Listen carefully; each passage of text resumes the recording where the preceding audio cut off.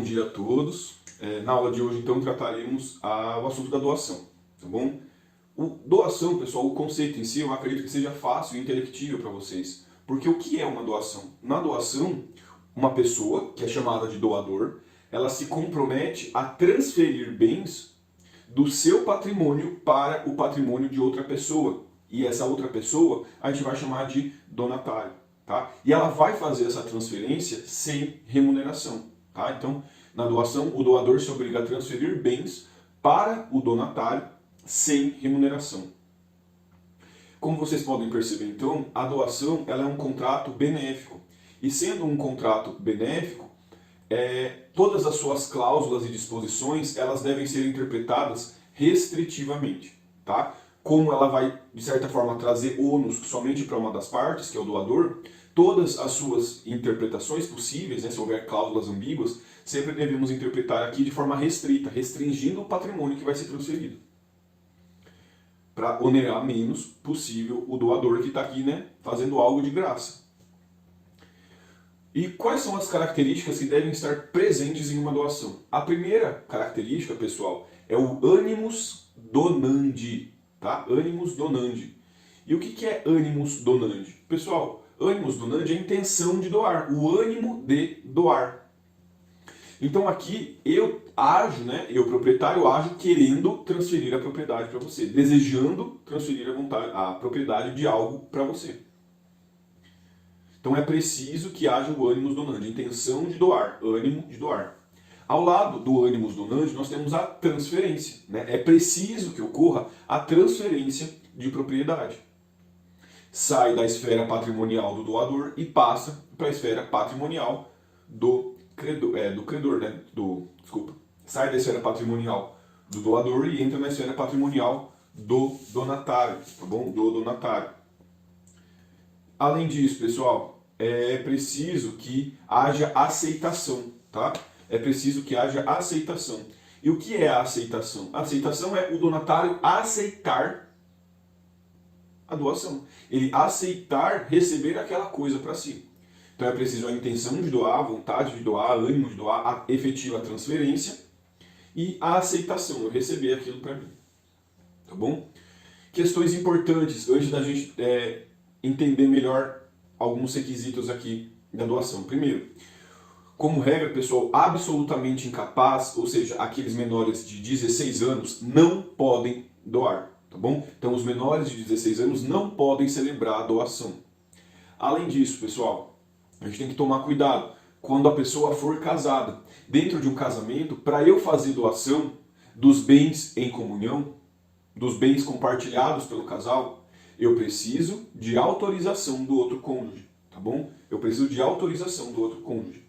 Então a doação de um bem do casal, feita por um, deve ter o consentimento do outro. Se eu sou casado e eu quero doar um bem meu, eu preciso que o meu cônjuge, né, concorde, aceite essa doação, tá? Porque é um patrimônio dele também que está saindo, ele tem que concordar com isso, de certa forma. Professor, e se eu anulo aqui, aliás, e se eu esqueço, né, de pedir autorização do cônjuge, eu faço a revelia do cônjuge? Bom, pessoal, primeiro, se o cônjuge ele não quer autorizar essa doação, você tem aqui um poder, né, de pedir esse suprimento judicialmente. Se o seu cônjuge está fazendo isso de pirraça, você pode entrar judicialmente, demonstrar para o juiz que esse cônjuge se recusa a dar a aceitação sem motivo, é uma recusa imotivada, e o juiz ele pode suprir essa autorização, tá bom? Então se um cônjuge se recusa, eu posso suprir essa recusa judicialmente. Eu posso falar, juiz, olha, eu quero fazer a doação dessa casa para minha mãe, porque ela está doente, não tem onde morar, eu quero que ela fique nessa casa, mas a minha esposa ela não quer por pirraça. Ela não tem um motivo justo para impedir que isso aconteça. Como ela não tem esse motivo justo, eu quero então que Vossa Excelência, né, supra essa necessidade que eu tenho agora. Tá bom? E o juiz, analisando o caso, vendo se é de fato imotivada a recusa, ele pode supri-la. E se você não entra judicialmente, você vai e faz a doação sem autorização do cônjuge? Pessoal, se você fizer a doação sem autorização do cônjuge, aqui você terá o prazo, né, de 2 anos para requerer a anulação, tá bom? Se a doação ela é feita sem autorização conjugal, eu posso, né, pedir a anulação, que é caso de anulabilidade, em até 2 anos. E 2 anos contados do quê, né? Contado da transferência, do registro do imóvel, contados de quando? Pessoal, aqui são 2 anos contados da dissolução da sociedade conjugal. Então, da dissolução do casamento. 2 anos aqui contado, então, da dissolução da sociedade conjugal, dissolução do casamento. Então, depois que eles se separaram, juridicamente, né, começa daí a contar o prazo para requerer a anulação dessa doação sem autorização e de bens que eram da comunhão, né, de bens que eram em comum aos cônjuges. O que eu quero dizer, né, com bens em comunhão? Aqueles bens que são compartilhados. Então, por exemplo, regime de separação de bens. Não tem bem em comunhão. Se não tem bem em comunhão, não precisa de autorização. O regime de comunhão parcial. No regime de comunhão parcial, antes do casamento, os bens são meus. O que é nosso é o que a gente construiu junto durante o casamento. Sendo assim, os bens antes do casamento eles são meus particulares, eu faço o que eu quiser com eles. Agora, durante o casamento, eu preciso pedir autorização. Tá bom? Para vocês terem uma noção mais ou menos como funciona. E com relação aos requisitos da doação? Bom, o primeiro requisito, pessoal, é que quando eu for fazer a transferência, né, ela vai ser de uma coisa. E essa coisa, ela tem que ser existente no momento da liberalidade, no momento da doação. Ah, professor, né, isso é óbvio, né, tem que existir a coisa. Então, pessoal, o que eu quero dizer com isso? Eu não posso fazer uma doação de uma coisa futura. Tá? Como regra, não é possível doar coisas que ainda não estão no meu patrimônio. Então eu não posso doar algo assim, olha, mês que vem, né, eu vou conseguir juntar um dinheiro e eu vou te dar isso. Não, porque se não integra o meu patrimônio como regra, eu não posso fazer a doação. Eu só posso doar bens presentes, bens já existentes no meu patrimônio. Bens futuros, como regra, não. Eu digo como regra por quê? Porque, pessoal, uma exceção, né, para que não haja confusão, é possível. E essa exceção é no caso de eu me comprometer a prestações, a subvenções periódicas. Por exemplo, eu me comprometo a pagar uma pensão para a Natália todo mês, de meio salário mínimo. Tá bom? Essa minha doação, essa minha pensão todo mês, é uma subvenção periódica. Eu vou dar dinheiro, por exemplo, no meu pagamento do mês que vem para ela e dos meses subsequentes. São subvenções periódicas, né, que eu vou receber paulatinamente. Essa é a única exceção, tá bom? Então, bens futuros só podem ser objeto de doação em caso de subvenção periódica. De eu pagar, por exemplo, mensalmente uma pensão para você. Aí essa é a única possibilidade de doar bens futuros, bens que não integram ainda o patrimônio. Outra questão importante, pessoal, da gente trabalhar é acerca da aceitação. Por quê? Porque tem uma ala da doutrina que entende que hoje, pelo atual Código Civil, não precisa de aceitação. A pessoa te faz a doação e pronto, acabou ali. Entretanto, pessoal, há ainda uma discordância, principalmente da doutrina tradicional e também de Nelson Rosenwald.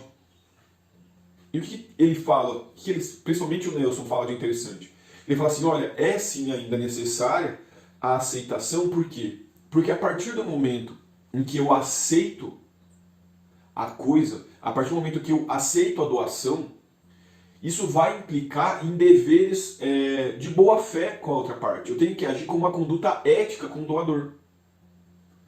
Então, eu preciso aceitar, porque eu não aceito só o bem em si.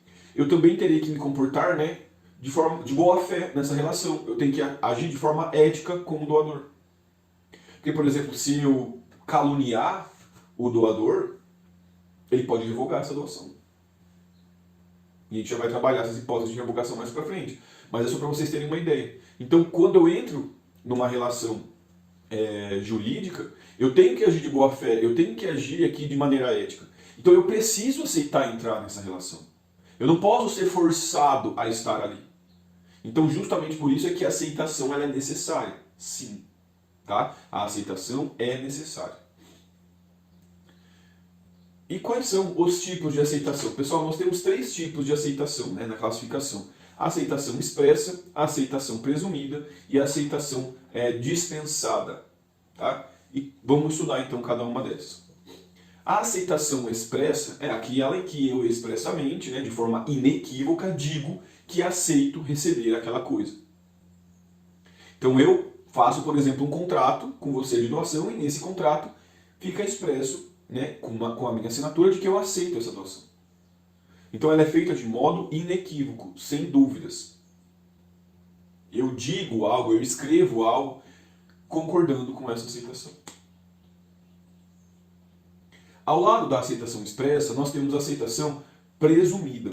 A aceitação presumida, pessoal, é aquela que pode acontecer de 2 formas. Primeiro, se eu fixo um prazo e você não aceita dentro desse prazo. Então você fala assim, olha, eu vou fazer essa doação para Ana Paula, e Ana Paula, você tem aqui 10 dias para dizer se quer ou não quer ficar com esse carro. Dentro de 10 dias, se a Ana Paula aceita, expressa. E se a Ana Paula ficar quieta nesses 10 dias? Se ela ficar quieta, pessoal, o silêncio presume a aceitação. Tá bom? Quem cala, consente. Nesse caso, quem cala, consente. Então, se não se manifesta no prazo fixado, presume-se a aceitação da doação. Ou seja, a recusa, ela precisa ser expressa. Se eu não recusei no prazo convencionado, isso quer dizer que eu aceitei a doação. A outra hipótese que nós temos aqui de aceitação presumida é quando a aceitação ela é feita para um casamento. Tá? Então eu falo assim, olha, essa casa será doada para a Camila se ela se casar com o Gustavo. Então aqui é um casamento com uma pessoa certa. Se aquela pessoa se casar com outra pessoa, ela receberá essa doação. Tá bom? Então a Camila casando com o Gustavo, eles ficarão com a casa. Tudo bem, pessoal? Então a aceitação aqui de uma doação feita a um casamento, basta que as pessoas fixadas como nubentes se casem. Então se eles se casarem, não precisa vir aqui aceitar essa doação. Se eles já se casaram, pronto. Presume-se que já aceitaram essa doação. Tá bom? Isso é o que fala, inclusive, pessoal, o artigo 546. Tá? 546. Olha o que fala o artigo 546. A doação feita em contemplação de casamento futuro com certa e determinada pessoa, quer pelos nubentes entre si, quer por terceiro, a um deles, a ambos, ou aos filhos que, de futuro, houverem um do outro, não pode ser impugnada pela falta de aceitação e só ficará sem efeito se o casamento não realizar. O que isso quer dizer? Ó, se eu faço uma doação para 2 pessoas, e essa doação só vai se concretizar se essas 2 pessoas se casarem, não importa se elas vieram e concordaram comigo, o que importa é elas chegaram a se casar, se elas se casaram, é delas. Elas não precisam vir concordar com isso depois. Tá bom? Essa doação eu posso fazer para os 2, então eu posso fazer para a Camila e para o Gustavo, só para o Gustavo, só para a Camila, então eu posso falar, essa doação será feita para os filhos do casal, quando eles tiverem. Tá bom? Também ela vai poder ser presumida, essa aceitação, em relação ao comportamento da outra parte. Tá? Em relação ao comportamento da outra parte. Então aqui, por exemplo, eu faço a doação e apesar da pessoa não falar nada, ela vai e paga o ITBI, que é o Imposto de Transmissão de Bens Imóveis. Tá bom? Pagando o ITBI, presume-se que ela aceitou, porque ela está realizando comportamentos que que presumem a aceitação. Além disso, nós temos também o caso de dispensa da aceitação. O caso de dispensa da aceitação vai acontecer se essa doação ela for uma doação pura, ou seja, uma doação sem nenhum tipo de encargo, tá? Uma doação pura para uma pessoa absolutamente incapaz. Tá? Para uma pessoa absolutamente incapaz. Ou seja, quem que é absolutamente incapaz hoje? As pessoas menores de 16 anos. Então, doação pura, que é aquela sem nenhum tipo de contraprestação, nenhum tipo de encargo, nenhum tipo de condição, ela pode ser feita para um absolutamente incapaz e, como ele é incapaz, não é necessária a aceitação. É dispensada a aceitação de uma doação que vai beneficiar um absolutamente incapaz. Uma outra observação interessante, pessoal, com relação à doação modal. A doação modal é aquela que impõe um encargo, tá? Que impõe uma obrigação a você. Na doação modal, na doação com encargo, na doação com modo, a aceitação ela precisa ser expressa, tá bom? Aqui não tem como se falar em aceitação presumida ou dispensada. Na doação modal, que é aquela que você precisa fazer algo para receber a coisa, né? Tem uma contraprestação, tem uma obrigação para você ao receber aquele bem, nesse caso, você precisa aceitar expressamente. Não há forma aqui de aceitação presumida. Por exemplo, a aceitação na doação modal deve ser expressa. E quais são, né, os principais direitos e obrigações que circundam uma relação de doação? Primeiro, pessoal, a doação, como regra, ela vai ser um contrato que precisa ser escrito, que tem uma forma a ser obedecida. Tá bom? Pode ser por escritura pública ou por documento particular, por um contrato. Mas a doação, como regra, ela precisa ser escrita. Tá? A doação, como regra, precisa ser escrita. Pode ser por escritura, e tem que ser por escritura se for de bem imóvel com mais de 30 salários mínimos. Tá? A doação de bem de mais de 30 salários mínimos e imóvel precisa de escritura pública para se aperfeiçoar. Mas pode também, se for qualquer outra hipótese, bens móveis ou então imóveis de até 30 salários mínimos, isso pode ser feito por um documento particular, não tem problema nenhum. O que importa é que ela precisa ser escrita. Tá bom? Precisa ser escrita. Ah, professor, mas quando eu faço aniversário as pessoas me dão presente. E quando elas me dão presente, eu não fico assinando um contrato, eu só recebo. Sim, porque essa é uma exceção, tá, pessoal? E é a única exceção. Então, como regra, a doação ela precisa ser um contrato escrito. Exceto em que hipótese? Exceto em doações de pequena monta, tá? Como um presente de aniversário. Essa doação de pequena monta, para que dispense o contrato, para que dispense o documento privado, documento particular, ela tem que ser seguida da tradição. Então a pessoa vem e fala, parabéns pelo seu aniversário, e imediatamente te entrega o presente. Então aqui houve a doação seguida da tradição, seguida da entrega da coisa. Nesse caso, havendo uma doação de uma coisa de pequeno valor, seguida da tradição, não é necessária a elaboração de um documento particular, de um contrato. Tudo bem? Então, doações de pequena monta, seguidas da tradição, seguidas da entrega da coisa, são dispensadas de elaboração de documento privado, elaboração de documento particular, elaboração de contrato. Tudo bem? Além disso, pessoal, observações interessantes que a gente tem que rememorar. Primeiro, como regra, o doador ele não vai pagar, então o doador ele não é responsável por juros, nem responde por evicção e nem por vício redibitório. Tá bom? Então juros pelo atraso, alguma coisa assim, não é obrigação dele. Ele está fazendo uma doação e você vai cobrar juros porque ele atrasou. Tá bom? Então o doador, como regra, não paga juros, não responde por evicção e nem arcará em caso de vício redibitório como regra. Tem exceção a isso? Temos exceções. Tem duas exceções nessa regra. A primeira exceção, pessoal, a gente aprendeu já em vício redibitório.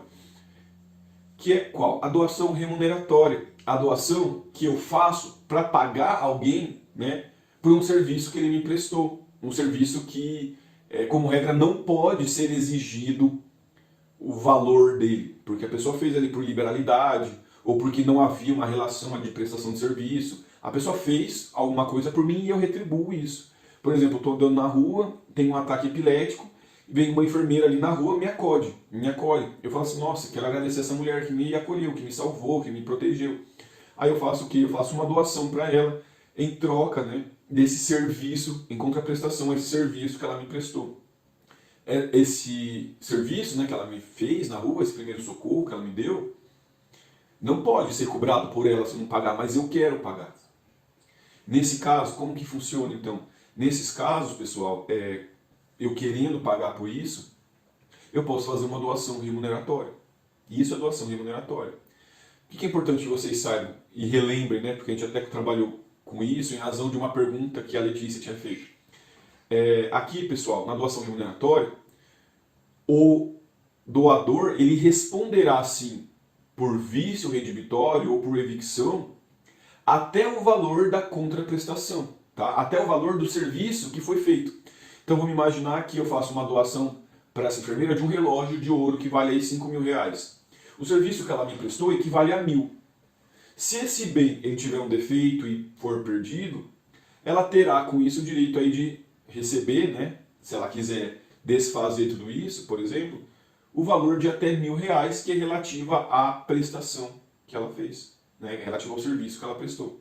Então a doação remuneratória é uma exceção, porque aqui o doador ele vai responder por evicção, vai responder por vício redibitório, até o valor correspondente ao serviço que ele prestou. E o que passar desse serviço? O que passou esses R$ 4.000 aí que estão além do serviço que ela me prestou, isso eu não posso pegar de volta, tá bom? E isso ela não pode pedir de volta, porque isso aí foi liberalidade, isso aí foi uma doação pura. Mas até o valor do serviço, isso ela pode pegar, isso ela pode pedir. Por isso eu, o doador, respondo. Tá bom? Então, fiz lá a doação de um relógio de R$ 4.000, R$ 1.000 era o serviço, perdeu o relógio, né, por causa de um vício oculto, R$ 3.000 ela não vai ter direito, porque foi uma liberalidade minha, mas esses 1.000 relativo a uma contraprestação de um serviço que ela prestou, em relação a esses 1.000 aqui, ela pode sim pedir o dinheiro de volta. Né? Pode pedir desfazimento do negócio e indenização por isso. Tá bom? E a segunda e última exceção, pessoal, aqui é para doação para casamento, tá bom? Se eu faço uma doação para um casamento, como eu disse para vocês, aqui o casamento da Camila com o Gustavo. Falou, olha, se a Camila se casar com o Gustavo, eu vou fazer a doação de um carro para eles. Aqui, pessoal, no caso da doação para um casamento futuro, eu, doador, responderei em caso de evicção, tá bom? Como regra. Eu respondo por evicção, somente evicção. Tá bom? Então, a doação feita para um casamento futuro, o doador responderá em caso de evicção da coisa. Ele só não responderá se houver alguma cláusula no contrato dispensando ele desse ônus. Tá bom? Salvo disposição em contrário, ele responde pela evicção em caso de doação feita em favor de um casamento, né? Em favor de duas pessoas se casarem. Tá bom? Então, como regra, não responde por juros, evicção e vício redibitório. Exceção 1, doação remuneratória até o valor da contraprestação. 2, doação feita para um casamento em que eu respondo, salvo disposição em contrário, somente pela evicção. Passado isso, pessoal, a gente vai estudar agora as modalidades, os tipos existentes de doação. A primeira doação que a gente tem é a doação pura. E o que é a doação pura? A doação pura, pessoal, é aquela livre de qualquer contraprestação. É aquela doação que não tem condição, que não tem termo, que não tem encargo, tá? É a doação livre de qualquer contraprestação. Eu simplesmente te dou. Eu te dou um presente, por exemplo. Não tem nenhuma contraprestação. É seu aniversário, eu quis te agradar. Tá bom? Doação condicional. A doação condicional é aquela, segundo a modalidade que estamos estudando, é aquela que há uma condição. Que para você receber essa doação, é necessária a implementação de uma determinada condição. É preciso que uma condição aconteça, é preciso que uma condição se verifique. Essa condição, pessoal, imposta aqui no contrato, ela tem que acontecer em até 2 anos, tá bom? O prazo para implementação da condição é de 2 anos. Se não acontecer em 2 anos, já era, tá bom? Desface essa doação.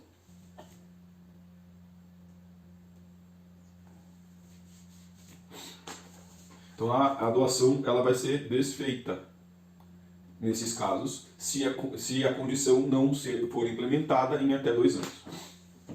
Posso também ter uma doação, né, modal. O que é uma doação modal? Doação modal é aquela doação em que eu imponho um encargo, né? É uma doação que a gente chama de doação onerosa. Porque aqui eu falo, olha, eu faço uma doação para você para que você faça uma outra coisa que eu vou impor.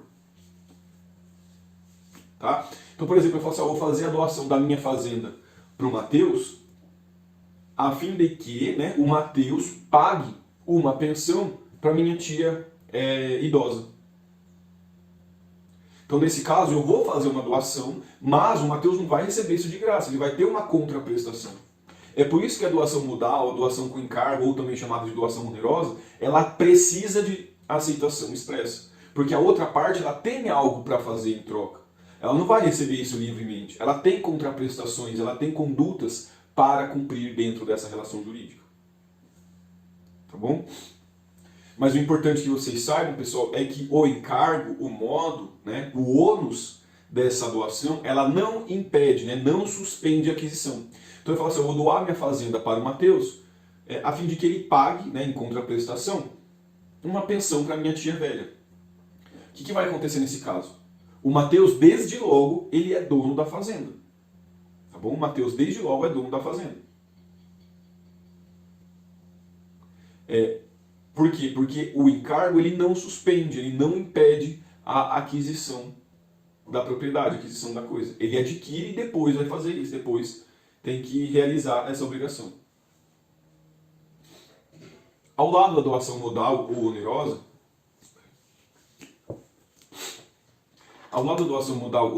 nós temos a doação remuneratória, né? Como eu já disse para vocês, a remuneratória é aquela doação que eu faço, né, em retribuição a um serviço prestado que, como regra, não pode ser exigido por remuneração, né? A pessoa não pode me cobrar, por exemplo, judicialmente por aquilo. Como, por exemplo, a pessoa que salvou a minha vida. Tá bom? Essa é a doação remuneratória. Aquela que a pessoa ela faz para, né, te retribuir por um serviço que você prestou, serviço esse que você não pode cobrar judicialmente.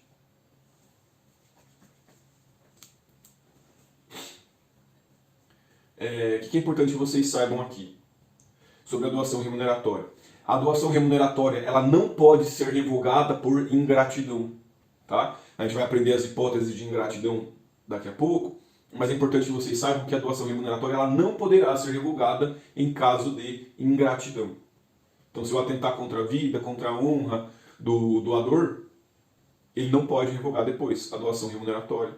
Tá? Até o limite, obviamente, aqui da contraprestação que ele me fez. Então, até o valor da contraprestação que me foi realizada, ele não pode revogar essa doação.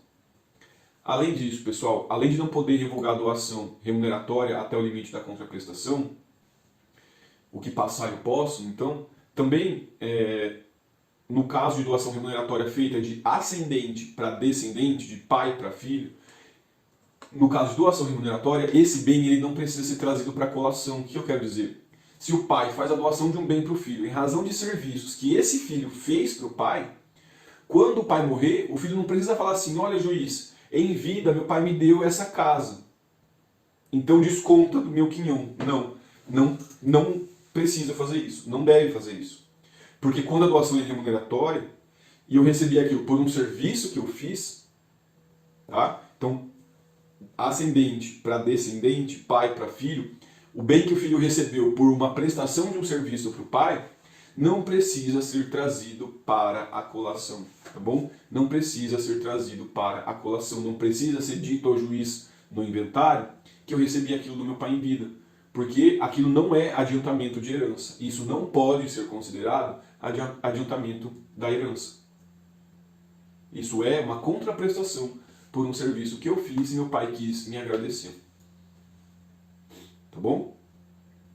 Além disso, nós temos a doação contemplativa ou doação meritória. O que é doação contemplativa ou meritória? Aqui, pessoal, a doação ela é feita em razão do merecimento do donatário, em razão de alguma característica, qualidade ou façanha que ele tenha feito e você quer retribuir. Tá? Então, por exemplo, vocês querem dar um presente para um professor de civil, porque ele é muito legal, né? Então, isso é uma doação meritória. Vocês acham que ele tem o mérito de receber o presente, por exemplo.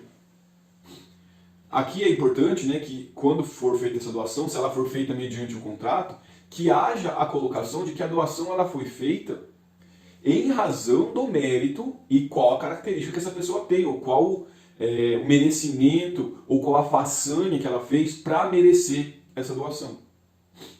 Tá bom? Por que é importante colocar?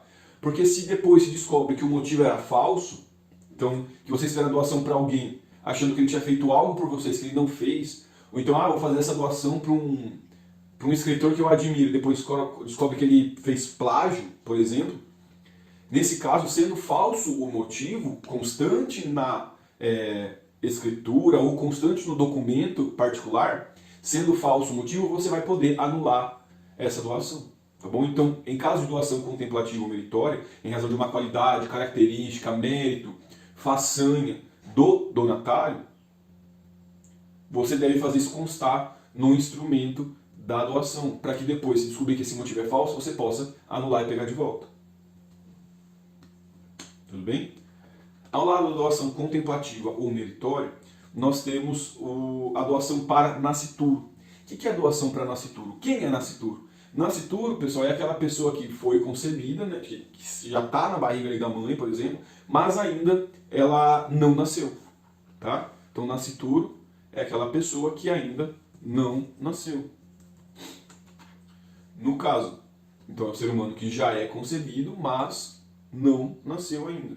Ele já está ali no ventre, mas não nasceu ainda.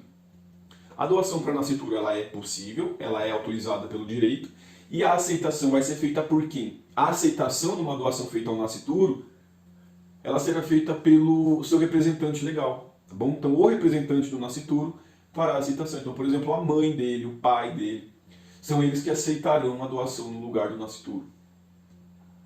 Uma observação interessante, pessoal, de acordo com o artigo 1800, parágrafo 4º do Código Civil, 1800, parágrafo 4º, se esse nascituro ele não nascer em até 2 anos após a sucessão hereditária, né, após a aberta a sucessão desse doador, ela não vai ser mais válida e o bem que era para ser dado em doação para esse nascituro passará para os herdeiros do doador. Tá bom? Então, se o nascituro ele não nasce em até 2 anos após a aberta a sucessão, 2 anos após a morte do doador, essa doação ela será desfeita e esse bem que era para o nascituro será destinado aos herdeiros do doador. Ao lado da doação aqui para o nascituro, nós temos a doação dentro da família, uma doação de ascendente para descendente ou de cônjuge para cônjuge. O que é importante que vocês saibam? Primeiro, ascendente para descendente. Quando eu falo ascendente para descendente, são os descendentes que farão parte da sucessão hereditária. Então, por exemplo, é uma doação do pai para o filho, não do avô para o neto. Tá? Porque é pai para filho, porque quando o avô, né, o pai morre, os filhos vão herdar. Então aqui os filhos são os herdeiros imediatos. Se o avô fez uma doação para o seu neto, tudo bem, não entra nessa regra. A regra que eu vou aqui falar para vocês, ela só será válida se for feita do ascendente, pai, para o filho, em detrimento dos outros filhos. Entendeu? Se ele tem mais filhos, ele está privilegiando um. Não pode privilegiar um em detrimento dos outros. Agora, se eu quiser doar para o meu neto, tudo bem. Aí não há as implicações que a gente vai aprender aqui agora. Então, de certa forma, é um modo de burlar, né, essa regra. Porque você quer doar, quer privilegiar um filho, mas não pode fazer a doação para ele, você vai e faz para o filho dele, se ele tiver. Porque daí vai ficar para ele de todo modo. Tudo bem?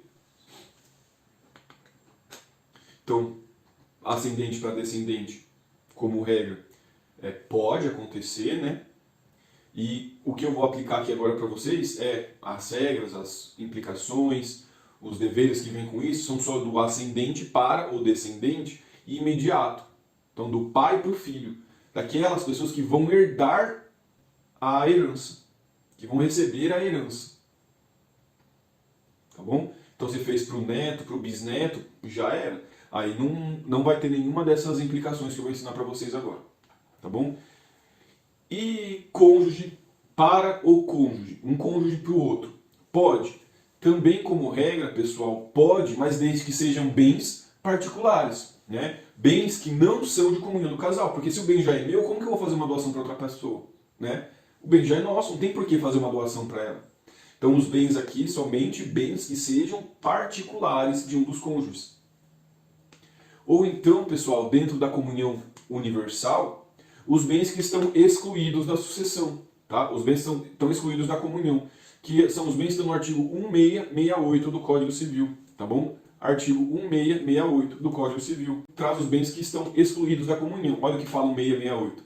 São excluídos da comunhão universal. Bens doados com cláusula de incomunicabilidade, bens gravados com fideicomisso, dívidas anteriores ao casamento, doação antinupcial feita por um dos cônjuges ao outro e os bens referidos no artigo 659. Então, tipo, tem bens dentro da comunhão universal que ficarão só para um dos cônjuges.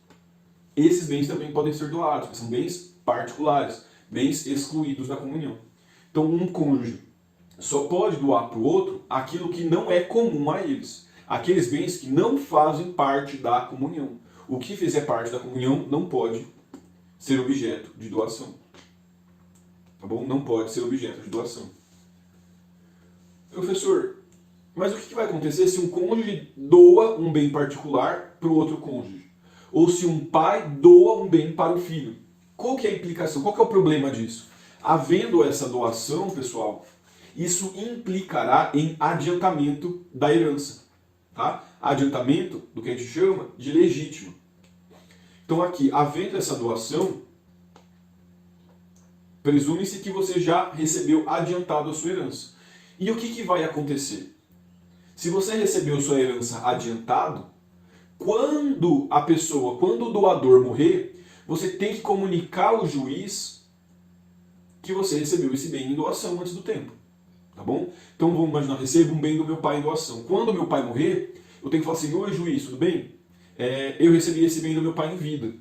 Então precisa ser feito o desconto do quinhão que eu vou receber. Então se, por exemplo, cada irmão vai receber 200 mil reais e eu recebi uma casa de 200 mil, eu não recebo mais a minha parte, porque eu já recebi quando meu pai estava vivo. Eu preciso comunicar ao juiz o que eu recebi em vida para que haja esse desconto. Esse ato de comunicar ao juiz do que recebeu, da doação que recebeu em vida, se chama colacionar, tá bom? Colacionar. Colacionar é comunicar ao juiz a doação que recebeu em vida, o adiantamento da herança que você teve. Professor, mas e se meu irmão é safado, ele não conta para o juiz que recebeu esse bem em doação e eu descobri? Se você descobriu que ele está escondendo bens, esconder bens se chama sonegação. E a sanção para a sonegação é a perda da coisa. Então, se você não disser para o juiz o que você recebeu antes do tempo, antes do prazo, se você não disser, qual que é a implicação disso? A implicação disso é a perda da coisa. Você não vai mais ser dono daquilo. Você vai perder aquele bem. Então, ou você diz que você é dono, ou você perde os direitos sobre aquilo. Ou você não será mais dono daquilo, tá bom? Então, recebeu antes do tempo, avise. Porque se não avisar para o juiz, quando aberta a sucessão, após a morte da pessoa, você vai perder o bem. Além disso, nós temos a doação manual. O que é a doação manual? A doação manual é aquela feita de um bem de pequeno valor, seguido da tradição, tá bom? Doação manual é aquela de um bem de pequeno valor em que há a imediata tradição. Eu entrego o bem em seguida. O exemplo que eu já dei para vocês, inclusive, é dar um presente de aniversário para alguém, né? Quando você dá um presente de aniversário para alguém, é uma doação de um bem móvel, de pequeno valor, seguido da tradição. A doação manual é isso. É a doação de um bem móvel, de baixa monta, de pequeno valor, e em seguida a ele é feita a tradição. Tá bom? Nesse caso, como eu já disse, há a dispensa do documento particular. Não precisa de documento particular aqui. Posso, pessoal, ter uma outra forma de doação, que é a doação à entidade futura. Aqui eu faço uma doação para uma pessoa jurídica que vai ser constituída. Então eu falo assim, olha, eu vou fazer a doação desse meu terreno para a futura associação dos defensores dos animais de Ourinhos. Tá? Vamos imaginar que não existe essa associação. Então eu faço essa doação para uma entidade que ainda não existe. Tá bom? Então é uma doação para uma entidade, para uma pessoa jurídica que não existe, mas está para existir, por exemplo. Então, criando ela.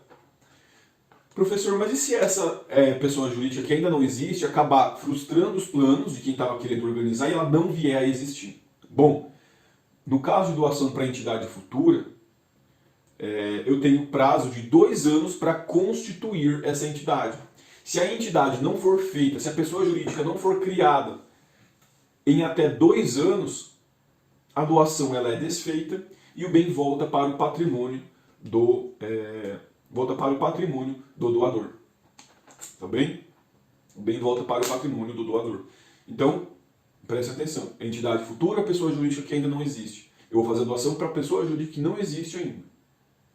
Nesse caso, se essa pessoa jurídica vier a existir em 2 anos, ok, fica para ela. Se ela não existir dentro de 2 anos, se não constituírem ela, em 2 anos, desface essa doação, tá? E o bem volta para o doador. Agora a gente vai passar para o estudo, ainda dentro das espécies de doação, da doação com cláusula de reversão, tá? Que é cláusula de reversão, né? De reverter a doação, ou seja, de desfazer a doação.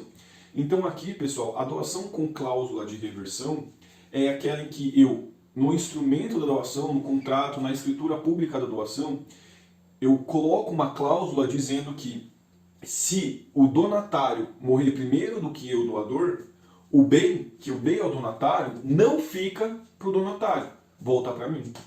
Tá bom? Então aqui, na cláusula de reversão, eu digo, se eu, doador, viver mais do que o donatário, o bem que eu dei não vai para os herdeiros do donatário. O bem que eu doei, morrendo o donatário, volta para mim, doador.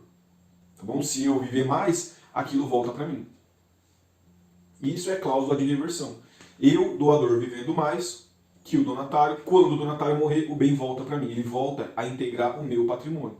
Tá bom? Essa cláusula, obviamente, ela tem que ser uma cláusula expressa. Não se pode presumir esse tipo de cláusula de reversão. Mas eu posso colocar, vamos imaginar que eu faço uma doação para a Jennifer, eu coloco assim, faço a doação desse bem tal para a Jennifer. Caso, abro uma cláusula nesse contrato, caso Jennifer, né, venha a morrer primeiro do que Mateus, o bem doado a Jennifer voltará para o patrimônio de Mateus. O que eu quero dizer com isso? Se a Jennifer morrer, o bem não vai para os herdeiros da Jennifer, não vai para os filhos, para os pais, para o cônjuge da Jennifer. Os bens da Jennifer voltam para mim, doador. Os bens que eu doei voltam para mim, doador. O que é importante que vocês saibam aqui? Professor, vamos imaginar que você faz a doação para a Jennifer aí está achando que vai viver mais do que eu, ela pega e vende o carro que você fez a doação para a Tassiane. Aí a Jennifer morre primeiro. Aí o Mateus faz que, ó, tem o direito de pegar esse bem de volta. Só que o bem está com a Tassiane. E aí, pego ou não pego da Tassiane? Tá? Consigo ou não consigo pegar o bem da Tassiane?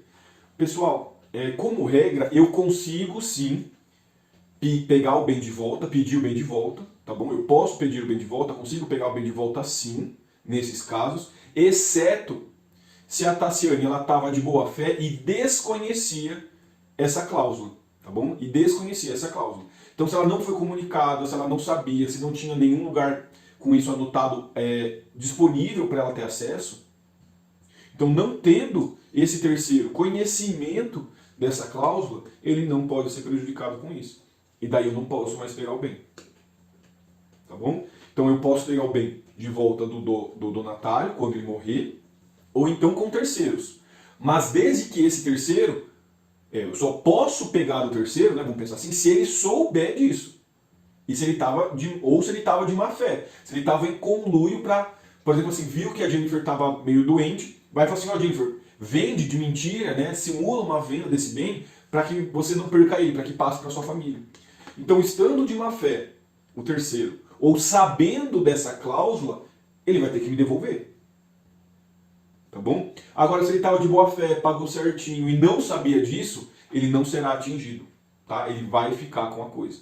Então, a Tassiane, ela devolve quando? Ela devolve quando agiu de má fé, simulando, por exemplo, com a Jennifer, ou então, se ela sabia dessa condição, dessa cláusula que a gente tinha colocado. A Tassiane não sabia e ela comprou, paga o valor integral, né? Coitada, não tinha nem como saber. Bom, nesse caso, se não tinha como saber, se não sabia, ela fica com a coisa para ela, para proteger a boa-fé de terceiros, para estabilizar as relações jurídicas. Tudo bem? Para estabilizar as relações jurídicas. Beleza? Além disso, pessoal, uma última observação interessante aqui sobre a cláusula de reversão é que a reversão ela tem que se dar sempre voltando para o patrimônio do doador. O que eu quero dizer com isso? eu não posso estipular uma doação, uma reversão em favor de um terceiro. Eu não posso falar assim, olha, eu vou doar o bem para a Jennifer, e se a Jennifer morrer primeiro do que eu, o bem vai para a Natália. Não. Por quê? Porque a reversão é voltar, né, na versão antiga, para o antigo dono. A reversão ela sempre vai ser retornar para o dono anterior. Eu não posso estipular a reversão em favor de um terceiro fora dessa relação. É sempre volta, né, das mãos do donatário para as mãos do doador. Sempre. Tá? Então a reversão é sempre para as mãos do doador. Não pode ir para mãos de terceiros. Por fim, pessoal, a última forma de doação que a gente tem é a doação conjuntiva. Né? A doação conjuntiva, ela quer dizer que é uma doação feita para duas ou mais pessoas. Então temos dois ou mais donatários, nesse caso. Tá bom? Então eu faço uma doação, por exemplo, para a Natália, para a Letícia e para a Tassiane. Então 3 pessoas. Quando 2 ou mais pessoas recebem a doação, 2 ou mais pessoas são donatários, aqui a gente fala em doação conjuntiva. Quando eu faço a doação conjuntiva, quanto vai ser dividido para cada um? Qual vai ser o total de cada um, se é para todo mundo? Pessoal, como regra, né, não havendo disposição em contrário, ela será a coisa dividida igualmente entre os donatários. Tá? Então todos receberão de modo igual a mesma quantidade. Vou fazer a doação para 3 pessoas, os 3 vão receber lá 33,33, 33, 33, 33, 33. Tá? Todos recebem a mesma quantidade, como regra. Ah, professor, mas você pode, por exemplo, querer dar ali 40% para a Letícia, 30% para a Natália e 30% para a Tassiane? Pode, sem problema algum. Mas se eu for querer dividir de uma forma que não seja igualitária, de uma forma que não seja igualzinho para todo mundo, eu tenho que colocar isso de forma expressa. Então, ou eu divido 40 Letícia, 30 Natália, 30 Tassiane, ou, não sendo possível, não sendo feito, presume-se que todos têm o mesmo tanto, todos têm o mesmo quinhão. Tá bem? Então, ou eu expressamente divido de uma forma que eu quero, ou vai presumir que a divisão está sendo feita igual. Tá bom? Presume-se que ela está sendo feita de modo igual. Professor, tudo bem, você fez uma doação para a Natália, para a Letícia e para a Tassiane. Vamos imaginar que a Tassiane morre. O que vai acontecer com esses 33% da Tassiane? Vai para os herdeiros da Tassiane, para o marido e para o filho, ou fica para a Letícia e para a Natália? Como que vai fazer nesses casos? Porque o doador deu para as 3. Mas aí, passa para os herdeiros da Tassiane ou se mantém nas mãos de quem está vivo? Pessoal, como regra, a gente diz que na doação conjuntiva não há o direito de acrescer, né? No sentido de acrescentar. Não há o direito de acrescer. Tá bom? Direito de acrescer. O que isso quer dizer? Se a Tassiane morre, isso não vai ser incrementado ao patrimônio da Letícia e da Natália. Tá bom? O que vai ser feito então?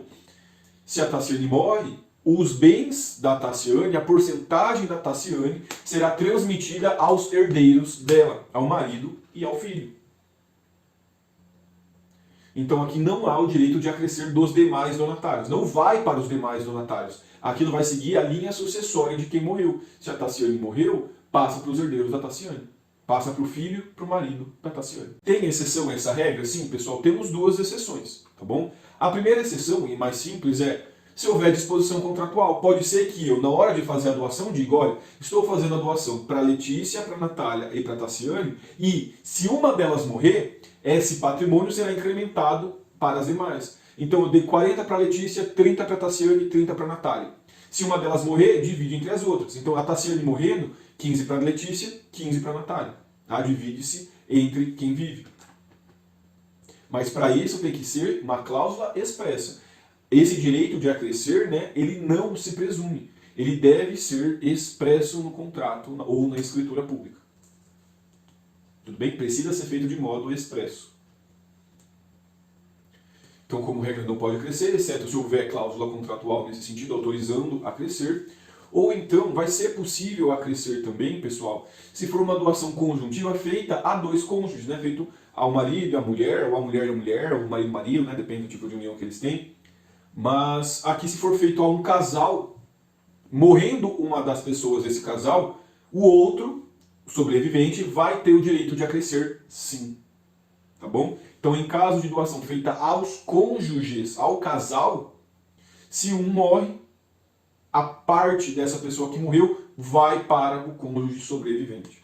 Tá bom? A parte do cônjuge que morreu vai para o superstite, o sobrevivente. Com isso, pessoal, a gente encerra então aqui as espécies, os tipos de doação e suas implicações jurídicas específicas. Agora a gente vai para as hipóteses de proibição de doação, né? Os casos em que o direito ele veda a ocorrência da doação, que são 4 hipóteses em que não se pode fazer doação, que há restrições, há proibições para doação. E quais são essas proibições, quais são essas restrições? Vamos lá. Primeira hipótese de restrição é a doação inoficiosa, tá bom? Inoficiosa. A doação inoficiosa, pessoal, ela está prevista no artigo 549 do Código Civil, tá bom? Artigo 549 do Código Civil. Vamos lá. O que é a doação inoficiosa? Primeira coisa, a função da doação inoficiosa é proteger a legítima, né? É proteger o meu direito à herança. Então ela vai existir somente quando houver herdeiros necessários. Quem são os herdeiros necessários? Ascendente, descendente, cônjuge ou companheiro. Tá bom? Então, nesses casos, havendo ascendente, descendente, cônjuge, companheiro ou companheiro, a gente fala em doação inoficiosa. Se acontecer essa hipótese, tá bom? Então, a doação inoficiosa é para proteger a legítima, para proteger a herança. A herança de quem? Dos herdeiros necessários. Ascendente, descendente, cônjuge ou companheiro. Tá bom? Cônjuge ou companheiro. É o que a gente chama, né, de KD, C de cônjuge e companheiro, A de ascendente e D de descendente, tá bom? Então é o KD. O KD é quem são os herdeiros necessários. Esses herdeiros necessários têm protegida a sua herança. O artigo 1846 do Código Civil, pessoal, artigo 1846, ele vai trazer pra gente assim, ó, pertence aos herdeiros necessários, que é o KD, de pleno direito, metade dos bens da herança constituindo a legítima. Então, legítima é metade dos bens que fariam parte da herança. Então, eu não posso doar mais da metade dos bens que seriam parte da herança. Tá bom? Então, eu tenho que ver qual que é o regime de casamento, se eu sou casado ou não. No caso, eu sou solteiro. Eu não posso doar mais da metade de tudo que eu tenho. Tá? Eu não posso doar mais da metade de tudo que eu tenho. Por ser solteiro, não tem ninguém restringindo meu patrimônio. Então, até metade de tudo que eu tenho hoje, eu posso fazer a doação. Mais da metade, não. Porque essa outra metade tem que ficar guardada, por exemplo, para os meus ascendentes, para os meus pais, já que eu não tenho cônjuge, nem companheiro, nem descendentes. Tá bom? Então, professor, e se você for casado no regime de comunhão universal? Bom, o que eu tenho que pensar? Comunhão universal. Todos os bens são de comunhão. Então pensa, de 100% do patrimônio do casal, 50 é meu. Tá? 50 é meu. Desses meus 50, eu posso doar quanto? Todos esses 50? Não. Desses meus 50 eu posso doar 25. Então se eu sou casado, por exemplo, no regime de comunhão universal, eu tenho disposição de 25% do total do patrimônio. Por quê? Do total, 50 é do cônjuge companheiro, né? E 50 meu. Aí dos meus 50 eu posso doar metade. É daquilo que me pertence que eu posso fazer a doação de até a metade. Então sempre olhar o regime de casamento para saber o quanto pode aqui ser doado. Se a pessoa for casada. Se ela for solteira é mais fácil, porque vocês sabem que é metade de tudo que ela tem. Isso é doação inoficiosa. Se eu doar mais do que essa metade da legítima. Tá? Se eu doar mais do que metade, né, da herança, desculpa, corrigindo, que a legítima é a metade. Então, se eu doar mais do que a metade da herança, se eu ferir a legítima, esse ferimento da legítima ensejará uma doação inoficiosa, que ela pode, então, ser anulada. O Código Civil diz, inclusive, em nulidade da doação. Tá bom? Nulidade. Então, sempre analisar. Se a pessoa é solteira, se ela é solteira, dos 100% que ela tem, ela pode doar metade. Se ela é casada, bom, separa os bens exclusivos dela, né? E o bem em comum do casal divide na metade. Aí metade é dele. Dessa metade dele, ele pode doar ainda mais metade. Tá bom? Doar metade. Então, se for uma pessoa casada, né, tem que fazer essa divisão do que é meu, só exclusivamente, mais a metade que eu tenho dentro do patrimônio comum. É meio chatinho um pouco, mas é assim que funciona. Tá bom? É metade de tudo que me pertence. Então eu tenho que somar tudo que me pertence e até metade eu posso doar. Mas a metade de tudo que me pertence, não. Tá bom? Se eu doar mais da metade de tudo que me pertence, né, tirando a parte do cônjuge meio, por exemplo, ou a parte do cônjuge, tirando isso, o que pertence ao cônjuge, eu posso doar metade. Se eu doar mais, doação inoficiosa, nulidade. Tudo bem? A doação inoficiosa, como eu disse para vocês, né, ela está no artigo 549 do Código Civil. Artigo 549 do Código Civil. Olha o que fala o artigo 549, pessoal, do Código Civil. Nula é a doação quanto à parte que exceder a de que o doador, no momento da liberalidade, ou seja, no momento da doação, poderia dispor em testamento. Tá bom? Então, qual que é essa parte que eu posso dispor em testamento? É a legítima.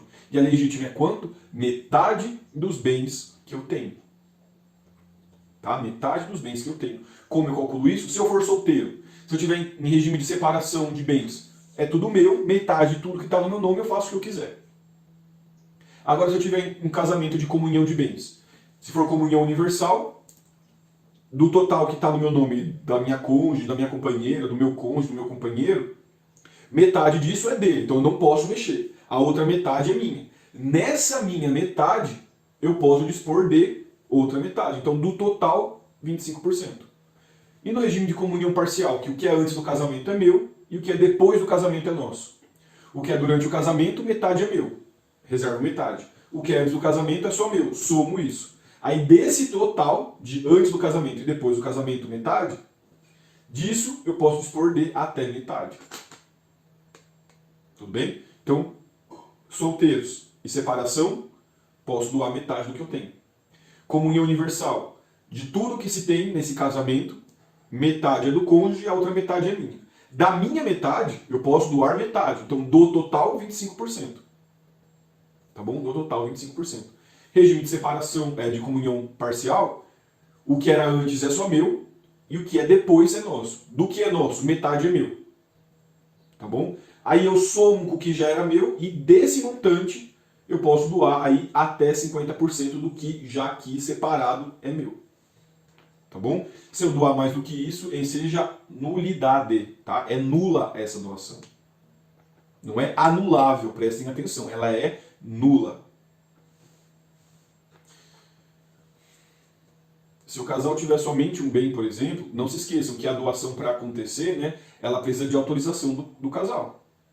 Tá bom? Agora, se eu quiser fazer a doação e o meu cônjuge concordar, eu posso doar aqui esses 25%, sem problema nenhum, e daí essa pessoa vai ser, as duas vão ser donas daquela coisa. Tá? Pode se tiver autorização, não se esqueçam disso. Que essa doação aqui, do bem do casal, precisa de autorização. Além da doação aqui inoficiosa, que é aquela que excede a legítima, excede a 50% do meu bem que será herdado pelos meus descendentes, pelos meus ascendentes, né, pelos meus sucessores, pelos meus herdeiros necessários, nós temos também a doação universal. E a doação universal ela também é nula. O que é doação universal?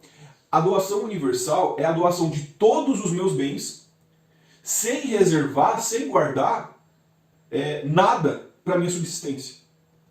Tá bom? Na doação universal eu faço a doação de tudo, sem guardar nada para minha subsistência. Então aqui eu pego, sabe o caso do pródigo? Aquela pessoa que fica doando, desfaz de tudo que tem e não fica com nada.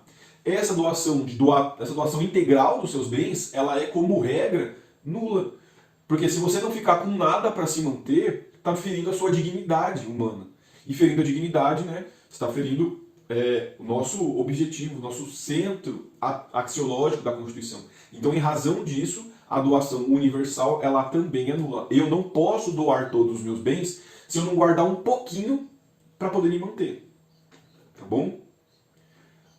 Aí vocês podem me perguntar, professor, mas eu vi caso de um cara de um senhor que, antes dele morrer, ele fez uma escritura em que ele doou todos os bens para os filhos como adiantamento da herança, para não ter briga entre os filhos. Pode fazer isso? Pessoal, isso só pode ser feito se ele reservar o usufruto daquele patrimônio. Ele fala assim, olha, eu vou doar para os meus filhos, mas eu vou reservar o usufruto comigo, ou seja, eu vou reservar a posse, vou reservar os frutos que essa coisa der para mim. Então eu vou ficar usando essa coisa. Quando eu morrer, aí passa para ele. Tá bom? A doação universal com reserva de usufruto, ela é válida, porque eu estou mantendo a minha subsistência de certa forma. Tá bom? A doutrina admite a doação universal com reserva de usufruto, porque nesse caso não maculou, não feriu a minha subsistência. Eu faço a doação, você é dono, mas quem está usando, quem está plantando, quem está colhendo fruto, quem está alugando sou eu. Eu tenho então onde morar e dinheiro, então não está ferindo a minha subsistência. Eu tenho um mínimo existencial garantido, então não há vedação nesse caso. Tá bom? Então a doação com reserva de usufruto pode, ainda que universal, porque não maculou a subsistência do doador. Tá bem?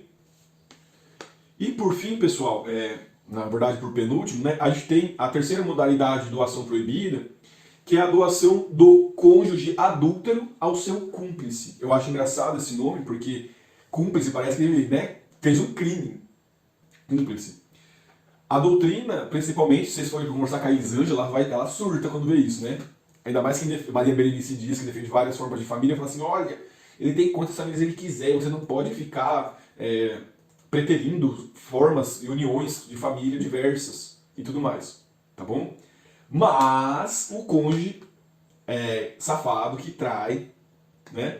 Se ele, esse cônjuge safado, ele faz uma doação para o seu ou para a sua amante, essa doação ela é proibida pelo direito. Ela é, nesse caso aqui, pessoal, anulável. Eu posso pedir anulação. Não é nula que nem a inoficiosa e a universal. Ela é anulável. Eu posso anular. Exatamente, que seja livre de toda forma de amor. É isso que Maria Berenice e Elisângela Padilha defendem. E é por isso que há muita crítica sobre esse tipo de vedação. Porque a pessoa, se está dentro da legítima dela, qual que é o problema dela doar? Né? Maria Berenice fala assim, às vezes ele tem um casamento de fachada e que na verdade ele é feliz com o outro. Ou então, na verdade, às vezes aquele casamento já foi desfeito, só não foi formalizado, né? Ele está em uma outra união estável. Daí como que ele vai provar isso, né? Vamos pensar aí, para ficar até mais palpável, no caso do Gugu, que tinha lá em tese, casamento com uma mulher, mas que a gente disse que ele, na verdade, era casado com outro cara. E aí, o que ele doou para esse cara? Podia ser doado, não podia? Era adúltero ou não era? Entendeu? É muito complicado essa questão de direito de família, porque a gente não sabe qual que foi o arranjo familiar que aquela pessoa decidiu para ela. Mas o Código Civil vem proibir esse tipo de doação do cônjuge safado adúltero para o seu cúmplice. Eu acho muito engraçado isso. E é o termo que está no Código Civil, se vocês forem ver o artigo 550. O artigo 550 começa: a doação do cônjuge adúltero ao seu cúmplice pode ser anulada pelo cônjuge, pelo outro cônjuge. Tá bom? Tá bom? Então vamos lá, pessoal. O que é importante que vocês saibam? Essa doação ela pode ser anulada, como eu disse para vocês. Pode ser anulada pelos herdeiros necessários. Então quem que é herdeiro necessário? KD, cônjuge, ascendente e descendente. Essas pessoas podem pedir a anulação dessa doação ao cônjuge adúltero, né? Que crime que cometeu eu não sei, mas do cônjuge adúltero ao seu cúmplice. E qual que é o prazo? O prazo aqui, pessoal, é de 2 anos após a dissolução da sociedade conjugal, tá bom? 2 anos depois da dissolução desse casamento.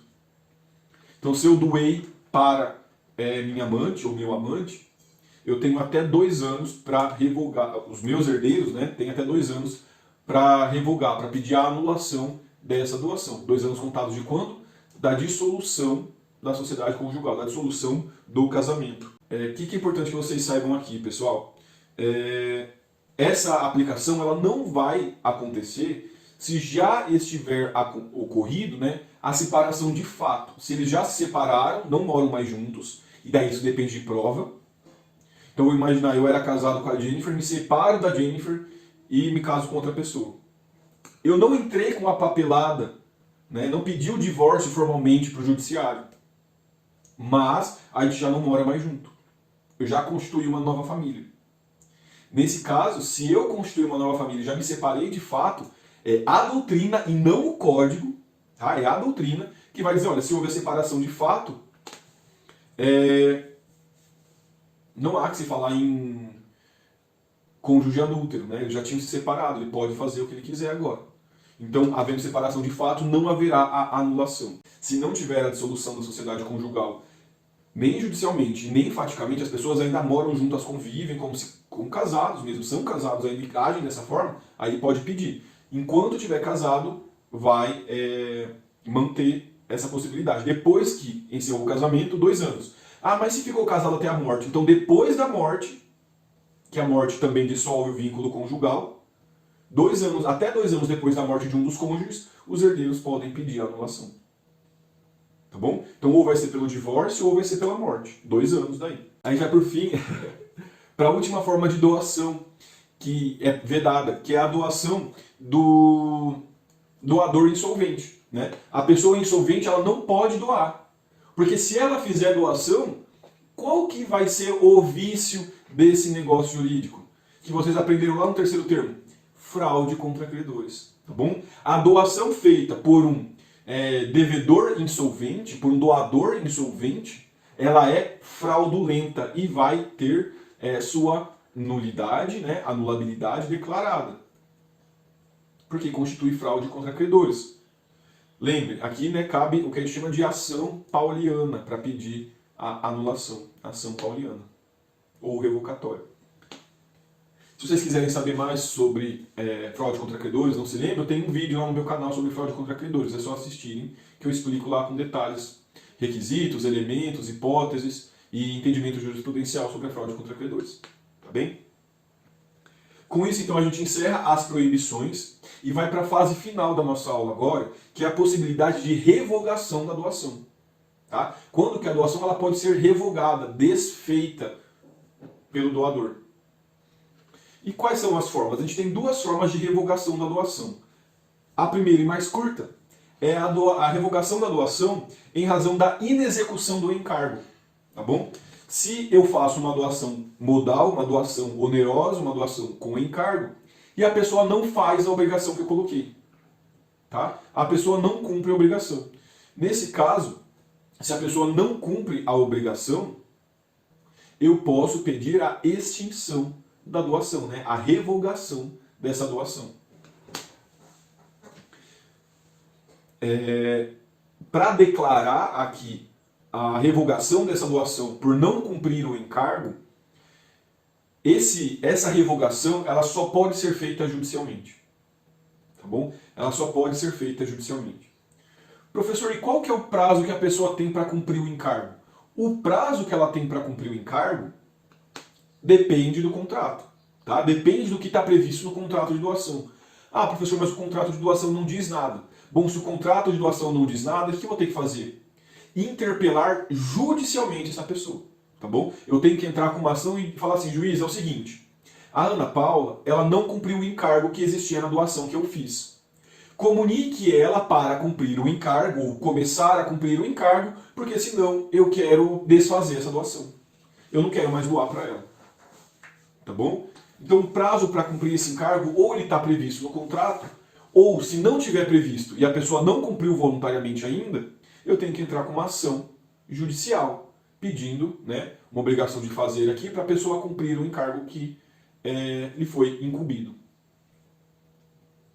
Tá bem? Professor, não havendo o cumprimento do encargo, o que é que pode ser requerido? Primeiro, como eu disse para vocês, eu posso exigir o cumprimento do encargo, então entre uma ação de obrigação de fazer para a pessoa fazer o encargo, ou então eu posso pedir, como eu disse para vocês, a revogação da doação. Eu desfaço essa doação.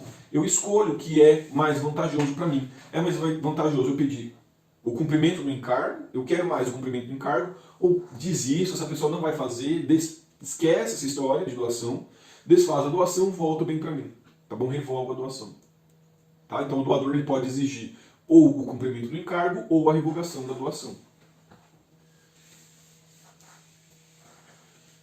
Professor, mas e se o donatário ele não cumpre o encargo, mas ele não cumpre esse encargo por quê? Porque é impossível cumprir. Vamos imaginar a hipótese que eu dei para vocês de exemplo de encargo.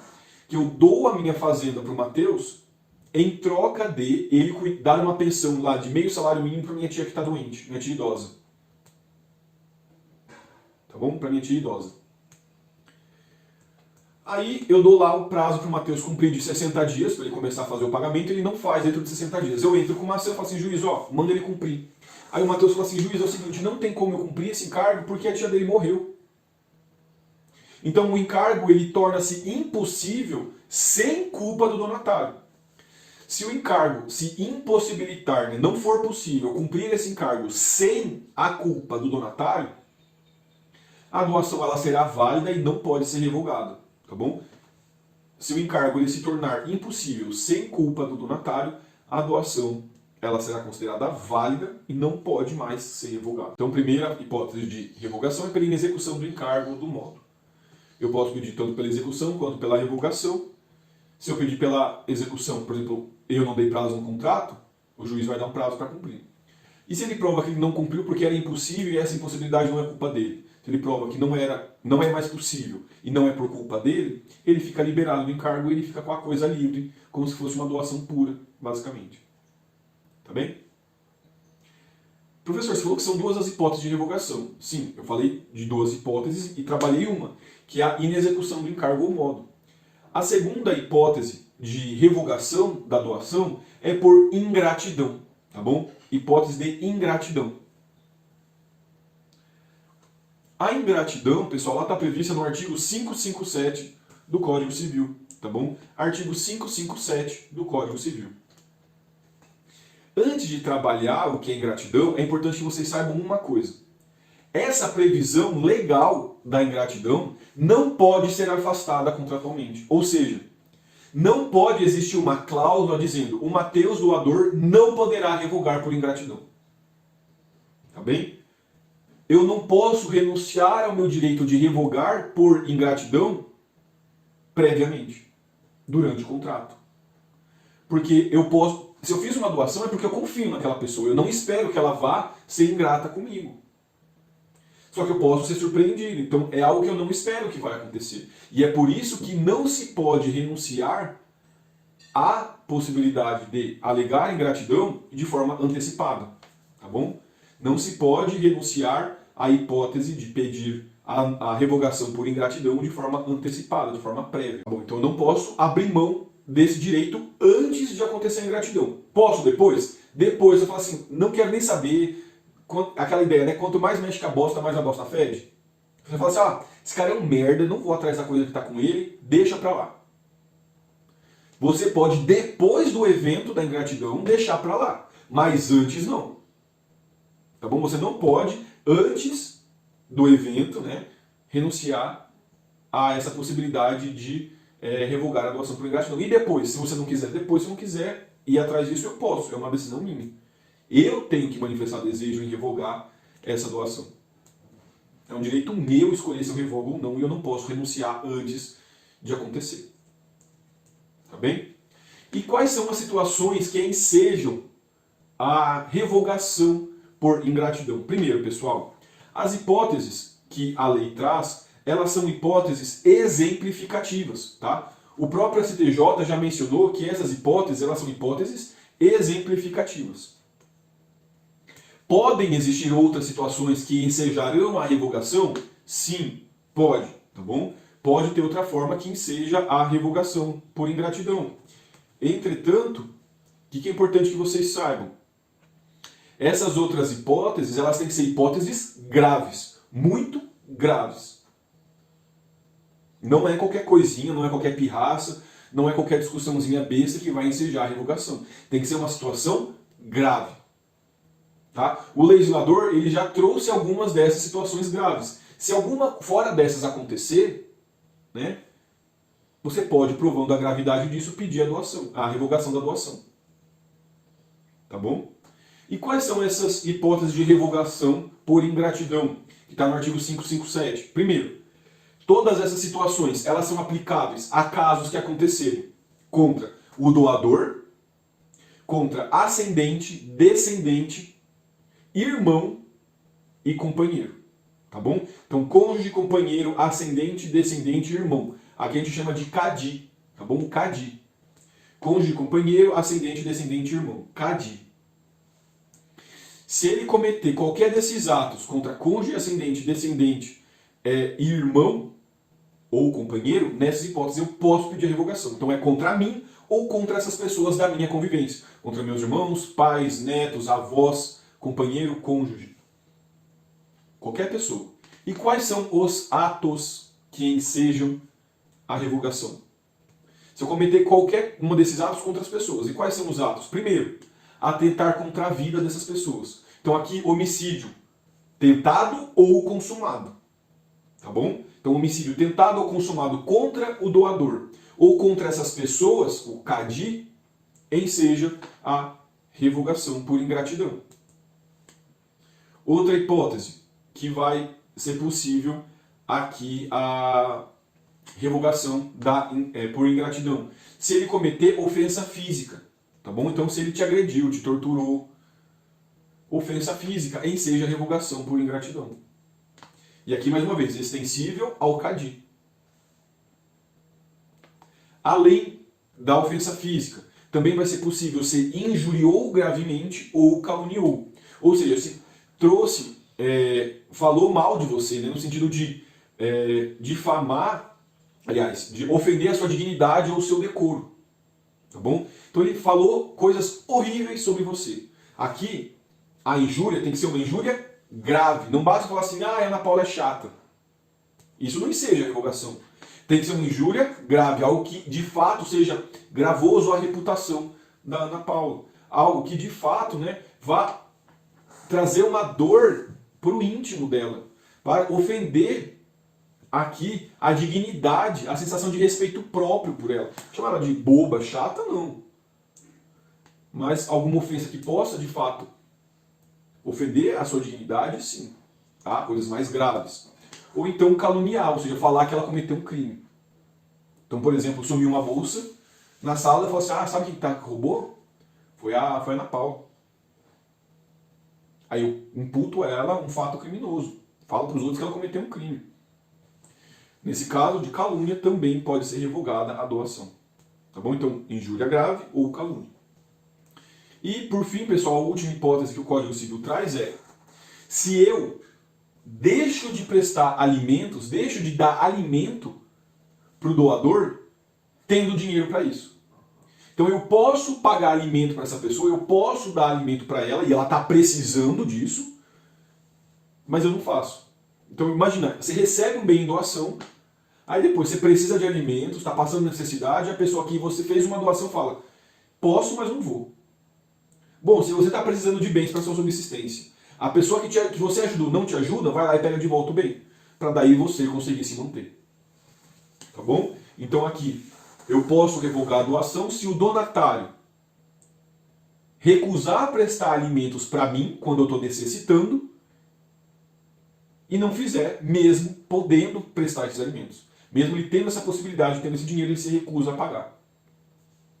Tá bem? Nessas 4 hipóteses do Código Civil exemplificativas, se pode pedir a revogação da doação por ingratidão.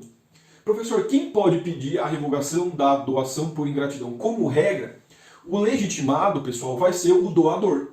Como regra, só o doador pode pedir a revogação. Qual que é a exceção? A exceção é se houve um homicídio consumado, né? Porque não tem como ele pedir a revogação de uma doação se ele já morreu. Então, em caso de homicídio consumado, a revogação só poderá ser feita pelos herdeiros, tá bom? Então os herdeiros necessários vão poder pedir a revogação em caso de homicídio consumado. Em caso de homicídio consumado, a possibilidade de revogação passa aos herdeiros. Só nesse caso. Nos outros, ela é um direito personalíssimo, um direito pessoal do doador. Só ele decide se revoga ou não revoga. Em caso de incapacidade, por exemplo, a gente pode analisar a situação para ver se não há uma hipótese que não está prevista na lei, mas que é grave, né? Por exemplo, a pessoa ficou incapaz, não tem como entrar com essa ação, pedindo a revogação, aí os herdeiros vão no lugar. Mas é uma situação excepcional porque a pessoa não tem como decidir, tá bom? Aí pode passar para os seus herdeiros. Porque a pessoa ela tá lá, por exemplo, sofreu uma tentativa de homicídio e ficou em estado vegetativo, né? Ela não tem como decidir por ela. Se ela não tem como decidir, aí isso passa para os seus herdeiros. Qual que é o prazo que eu tenho para pedir, né? Ou então eu, enquanto doador, ou os meus herdeiros, ou a pessoa que é o meu curador, se eu fiquei incapaz no caso, que pode ser. Nesse caso, pessoal, o prazo que se tem para pedir a revogação por ingratidão é de 1 ano, tá? É de 1 ano. Um ano contado do quê? Um ano contado da ciência de que o donatário cometeu aquele ato, tá bom? O prazo aqui é de 1 ano contado do conhecimento do doador de que foi o donatário que fez aquilo, tá bom? Então eu conhecer que a pessoa para quem eu fiz a doação que cometeu aquele ato contra mim. Então estão falando mal de mim, eu não sei. Então estão falando aí foram lá falar pro Daniel, por exemplo, que eu não estou dando aula, que eu não estou gravando aula, que vocês vieram falar comigo, eu bloqueei vocês, mandei vocês a merda, né? Eu falo assim, eu não estou fazendo isso, estão falando coisa errada para ele, é falso. E eu descubro que quem fez isso foi a Ana Paula, que foi para quem eu dei um carro. O que eu vou fazer? Eu falo assim, olha, isso só chegou em, vou imaginar, essa informação chega em mim só em janeiro do ano que vem, que foi a Ana Paula que fez. A partir de quando esse prazo começa a correr? Começa a correr a partir do momento que eu tenho a informação, ou seja, a partir do ano que vem, que foi a Ana Paula que saiu espalhando essa mentira sobre mim. Tá bem? Então é um ano contado do conhecimento da autoria. Pessoal, aqui não precisa ter o conhecimento, né, daquela verdade real do processo penal. Tá? Então eu não preciso, por exemplo, esperar o trânsito em julgado. Até porque esse prazo de 1 ano é um prazo decadencial. Então, a suspensão, né, do prazo, em razão do processo, não acontece aqui, porque a suspensão é para prescrição. Esse prazo é decadencial. A pessoa começou a ser processada, eu tenho que entrar com a ação. Tá bom? Porque eu tive conhecimento de quem fez aquilo. Tá bem? O prazo, então, é de 1 ano contado do conhecimento. Isso tá, pessoal, no artigo 559 do Código Civil. Olha o que fala. A revogação por qualquer desses motivos deverá ser pleiteada dentro de 1 ano, a contar de quando chegue ao conhecimento do doador o fato que autorizar e de ter sido o donatário o seu autor. Então ele tem que ter conhecimento, né, da autoria e da materialidade, né, do fato que foi feito. Quando ele sabe disso, tem prova disso, já sabe isso, não precisa de um trânsito em julgado, de uma sentença penal, basta que já tenha o conhecimento, começa daí a contar o prazo de 1 ano. Tá bom? Se não pede 1 ano, perde o prazo.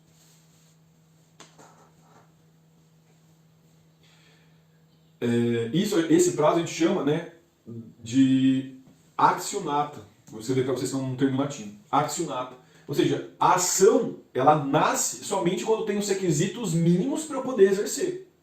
E qual que é o requisito mínimo para eu poder exercer o pedido de revogação da doação por ingratidão? Saber o que fez e quem fez. Somente preenchendo esses requisitos é que eu posso entrar com a ação. Então o prazo somente conta pela teoria da accionata a partir do momento que eu conheço o fato e sei quem cometeu esse fato, que foi o donatário. Tá bem? Para finalizar aqui, então, a revogação por ingratidão, a gente tem que pensar o quê? Se o donatário vendeu, então eu fiz a doação para a Ana Paula falou mal de mim lá para o Daniel, e a Ana Paula, depois de falar mal, faz o quê? Ela vende esse bem para a Letícia. Quando eu for fazer a revogação dessa doação, eu posso pegar o bem com a Letícia, que comprou esse bem da Ana Paula? Pessoal, se a Letícia for um terceiro de boa fé, ela não era cúmplice, não estava simulando nada, ela comprou sem saber de nenhum problema, o terceiro de boa fé não pode ser atingido. Tá bom? Se o terceiro estava de boa fé, ele não pode ser atingido com a revogação. Tá bem? Terceiro de boa fé não será atingido com a revogação. Ué, professor, daí você vai pedir para revogar e vai ficar sem? Não. O que vai acontecer? O terceiro de boa fé fica lá guardado no lugar dele. Eu vou fazer o quê? Eu vou pedir um reembolso para a Ana Paula. Eu falo, Ana Paula, eu te fiz uma doação de um bem de 15 mil reais, pode me pagar. Eu quero esse dinheiro agora. Você não vendeu, não conseguiu dinheiro com isso? Vai me pagar. Eu quero esse dinheiro, tá bom? Então eu posso pedir um ressarcimento nesses casos. Tá bem?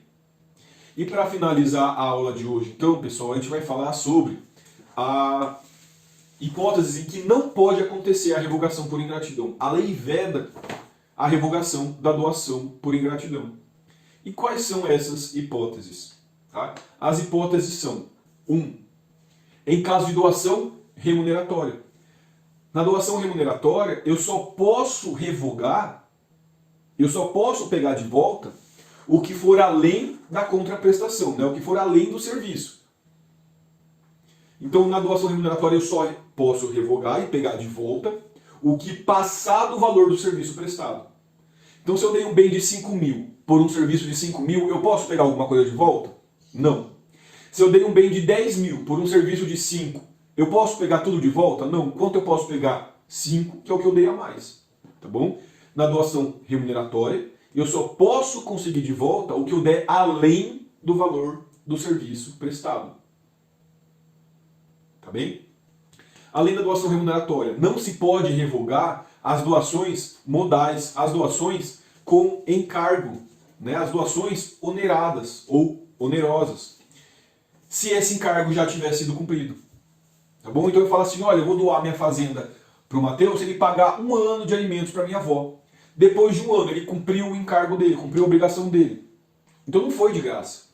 Se já cumpriu o ônus, se já cumpriu o encargo, não pode mais revogar. Além disso, pessoal, penúltima hipótese em que não pode revogar a doação. Em caso de utilização da doação para pagamento, né, de uma obrigação natural.